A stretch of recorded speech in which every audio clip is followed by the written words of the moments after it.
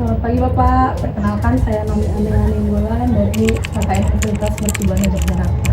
Jadi kedatangan kita di sini Bapak untuk mewawancarai tentang UMKM yang Bapak jalankan di sekarang ini. Kalau nggak salah UMKM Bapak itu Sangkar Burung Pak. Iya. Nah, jadi kedatangan kita untuk mewawancarai, kita mau nanya-nanya seputar gimana sih perkembangan yang udah Bapak jalani selama dari awal sampai sekarang adanya Sangkar Burung Bapak. Terus apa-apa aja ide yang Bapak punya dari awal terjadinya produk yang Bapak buat tersebut.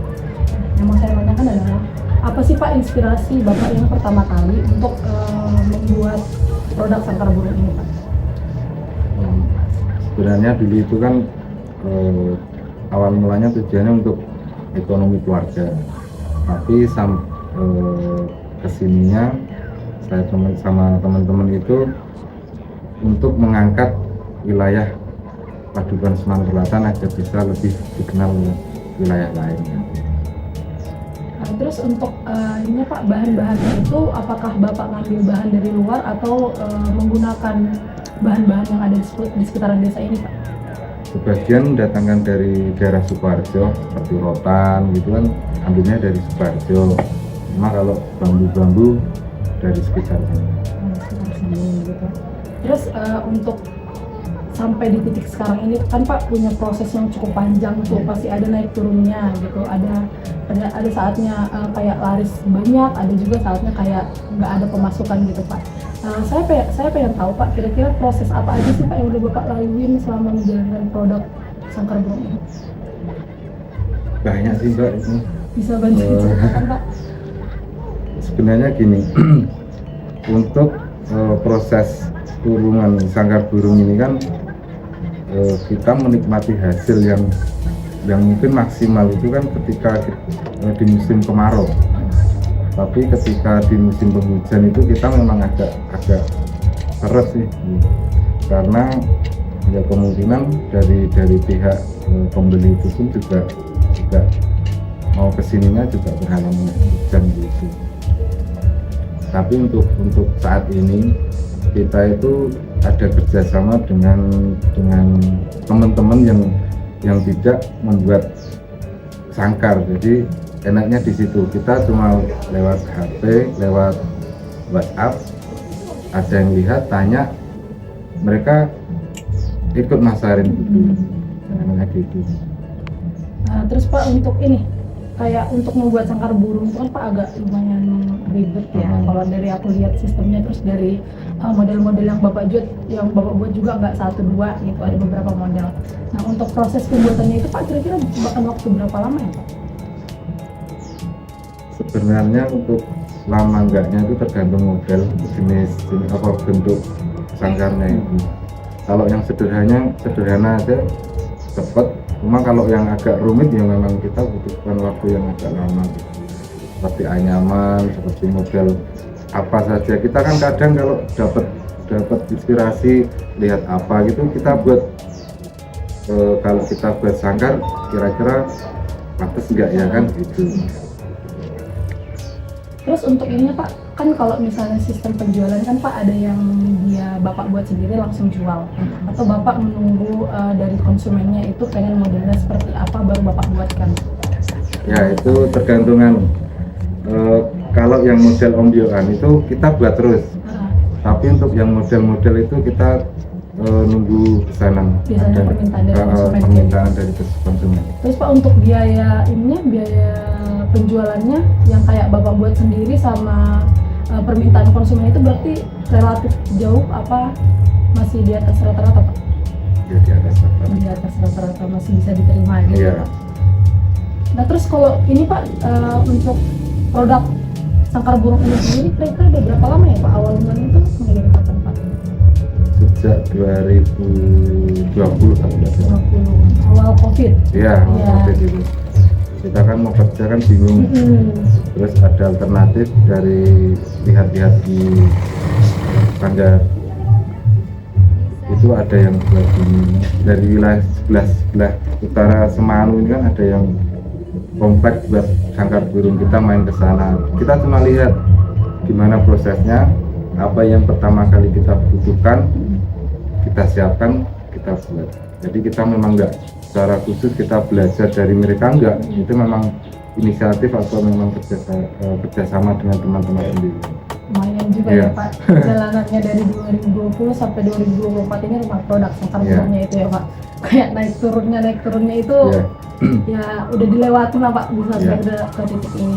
Terus saya mau nanya lagi Pak, kan setelah kita riset ya Pak, di Semanu Selatan ini yang produknya sangkar burung itu kalau nggak salah bukan cuma Bapak aja. Iya. Nah, untuk pemasaran itu kan Pak, konsumen itu biasanya melihat produk-produk itu dari keunikannya. Apa sih yang membedakan keunikannya si produk si A dan keunikan produk si B?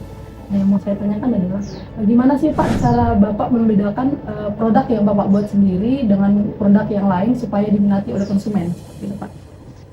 Sebenarnya gini, di wilayah sini kan ada beberapa pengrajin sangkar burung. Nah, Biasanya ada yang spesialis buat model gini, Iya. ada yang spesialis buat gini, ada yang cuma buat onggolan. Ini nanti kalau jadi satu itu nanti pembeli itu sudah bisa milih sendiri. Nah Pak, tadi kita berbicara tentang Bapak kan dari sangkar burung ini sendiri punya paguyuban kayak gitu Pak. Nah, kalau misalnya produksi itu sendiri, ketika ada mau produksi itu perkumpulan paguyuban apa gimana ya Pak? Enggak, nanti lewat grup WA. Oh, Jadi memang kalau ada yang pesen dari minta beberapa model itu nanti di-share ke grup WA. Kalau enggak ya nanti pas ngopi bareng itu kita bagi-bagi. jadi paguyubannya sendiri itu udah punya grup WA gitu ya Pak? Jadi ada. informasi dari situ. Ya, Nah Pak, mengingat paguyuban lagi Pak, kan Bapak bilang tadi kalau paguyuban itu kan ada kayak paguyuban untuk pembuatan sangkar burung ini.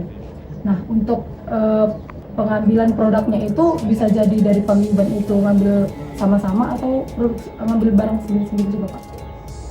untuk bahannya Bahannya sama-sama. dari paguyuban itu. Iya. Gitu. Terus ini Pak, pertanyaan yang paling besar bisa dikatakan kayak gitu. Nah, apa sih Pak harapan Bapak untuk produk yang Bapak jalankan sekarang ini?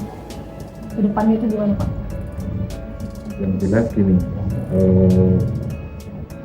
kembali sama prinsip yang dulu itu kan, kita itu tujuan utamanya sebenarnya dulu untuk ekonomi keluarga. Tapi ketika kita sudah jalani untuk ekonomi keluarga kan kita sudah tercover loh maksudnya. Ya, untuk tujuan utama yang sekarang ini kita mau mengangkat nama wilayah ini. Karena kan banyak wilayah yang memang menekuni sebagai pengrajin kurungan, banyak pengrajin kurungan di wilayah-wilayah lain. Cuma untuk saat ini kan kita sudah punya peluang, karena kualitas produksi yang ada di Semanu Selatan itu sudah dikenal mungkin di beberapa kota. Seperti pemasaran di Balikpapan juga ada banyak yang keluar Iya, kota, Pak ya. keluar kota. Terus ini, Pak, dalam pemasaran itu kan Pak pasti ada ada masalahnya, ada pasti kesusahannya. Apa sih Pak kesulitan yang Bapak rasakan di setiap pemasaran produknya? Ya, kesulitan mungkin yang dialami saya sama teman-teman itu ketika musim penghujan itu biasanya kan barang diambil sama pembeli, tapi pembayaran nanti lewat transfer gitu. Tapi biasanya kan temponya sampai 1 minggu 2 minggu. Kita untuk muter lagi itu kan minggu itu juga. Di balik berjalannya pengalaman produk yang Bapak jalani, ada nggak sih Pak hal yang paling sedih lah ketika produk ini berjalan, kayak pembayarannya yang macet atau bahannya yang sulit atau apapun itu Pak, Ada. yang bisa dibagikan ke kita? Ada itu, ada yang ngambil atau bagul ngambil barang terus dia pergi gitu. Jadi memang nggak kebayar gitu barang yang kita sudah buat, kadang sampai lembur-lembur itu sampai nggak kebayar sampai sekarang ada. Semoga Pak dengan adanya kita di sini usaha Bapak bisa semakin berkembang. Amin. Insya Allah bisa dikenal sama banyak orang. Amin. Pemasaran juga bisa semakin luas untuk biar untuk pengiriman produknya juga bisa lebih baik lagi, lebih luas lagi, bisa dikenal oleh banyak orang lagi, konsumen-konsumen luar. Bahkan jauh lah lebih meningkat lagi gitu. Jadi Pak, sekian wawancara yang mau saya tanyakan ke Bapak. Kiranya ada kurang lebihnya, kalau ada kesalahan kata-kata saya minta maaf. Terima kasih banyak Bapak untuk waktu dan kesempatannya. Saya pamit Bapak. Ya, Terima kasih. Sama-sama.